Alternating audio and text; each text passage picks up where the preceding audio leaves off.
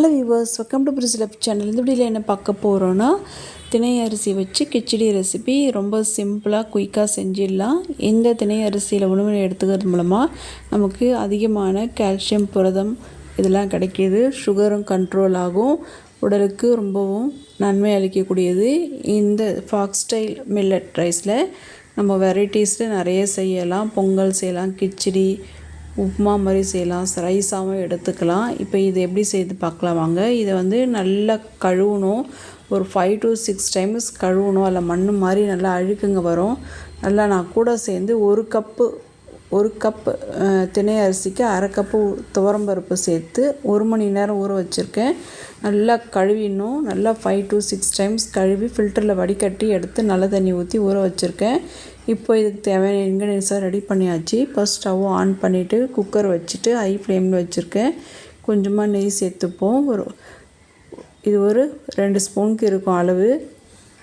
இப்போ நான் கடலெண்ணெய் சேர்த்துக்கிறேன். இதில் தாளிப்புக்கு பட்டை, லவங்கம், ஏலக்காய், பிரிஞ்சி இலை இதெல்லாம் போட்டு தாளிச்சிக்கலாம். மராட்டி மொகு, அன்னாசிப்பூ எல்லாமே இருக்கும். ஒன்று காரத்துக்கு நான் பச்சை மிளகா தான் சேர்த்துருக்கேன். க்ரீன் சில்லி மட்டும் ஒரு 3 கீரி வச்சுருக்கேன். வெங்காயம், ஒரு பெரிய வெங்காயம் ஒன்று நீளமாக கட் பண்ணி வச்சுருந்தேன், அதையும் சேர்த்துப்போம். இது ஓரளவுக்கு நல்லா வதங்கட்டும். இப்போது இஞ்சி பூண்டு பேஸ்ட்டு சேர்த்துக்கலாம். ஒரு பெரிய ஸ்பூனில் 1 ஸ்பூன் சேர்த்துக்கிட்டேன். இதையும் நல்லா கலந்து கொடுப்போம். இதுக்கு இன்க்ரீடியன்ட்ஸுன்னு பார்த்திங்கன்னா, இஞ்சி பூண்டு பேஸ்ட்டு, வெங்காயம், தக்காளி, பச்சை மிளகா. நம்ம யூஸ்வலாக பட்டை, லவங்கம், ஏலக்காய். இதுக்கு நான் சில்லி பவுடர்லாம் எதுவும் சேர்த்துக்கல.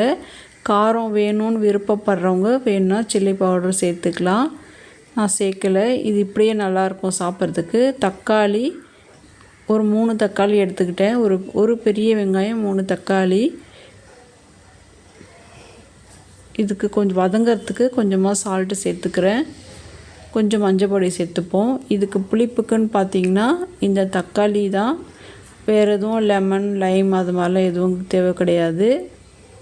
இது நல்லா வதங்கினதுக்கப்புறமா நல்லா கொஞ்சம் தக்காளி ஓரளவு மசிய வதங்கட்டும். பாருங்கள், எண்ணெய் பிரிஞ்சு வருது. இந்த அளவுக்கு வதங்கினா போதும். இப்போ தண்ணி சேர்த்துப்போம். நான் 1க்கு 3 பங்குன்ற மெஷரில் எடுத்துக்கிறேன் தண்ணி. இப்போ நான் 1.5 கப்பு எடுத்துருந்தேன் அரிசி. திணை அரிசி 1 கப்பு, அரை கப்பு துவரம்பருப்பு, 1.5 கப்புக்கு 4.5 பங்குன்ற 4.5 கிளாஸ் தண்ணி அளவு இருக்கும்.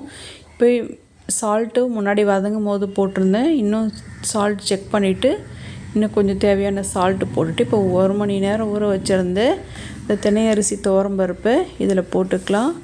போட்டுட்டு நல்லா கொதி வரட்டும். சால்ட்டு செக் பண்ணிவிட்டு நல்லா கொதி வரட்டும். கொதி சாதம் கொஞ்சம் வேக ஆரம்பிக்கணும். அந்த டைமில் தான் மூடி போடணும்.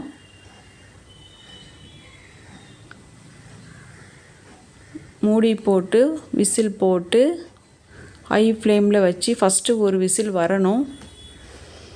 வந்ததுக்கப்புறமா ஃப்ளேமை குறைக்கணும். ஒரு விசில் வரட்டும் வெயிட் பண்ணுறேன். வந்துட்ட பிறகு சிம் பண்ணிவிட்டு ஃப்ளேமை குறைச்சிட்டு சிம் பண்ணிவிட்டு ஒரு 10 நிமிஷம் இருக்கலாம். 10 to 12 நிமிஷம் இருக்கலாம்.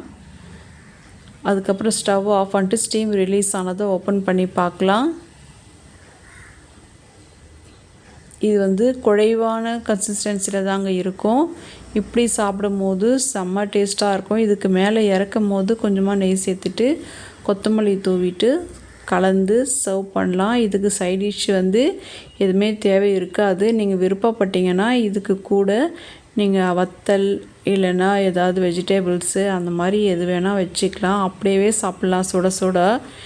இது திணை அரிசியில் கிச்சடி. இது கிச்சடி டைப். இது நல்லாயிருக்கும், சூப்பராக இருக்கும். செஞ்சு பாருங்கள். தேங்க்ஸ் ஃபார் வாட்சிங்.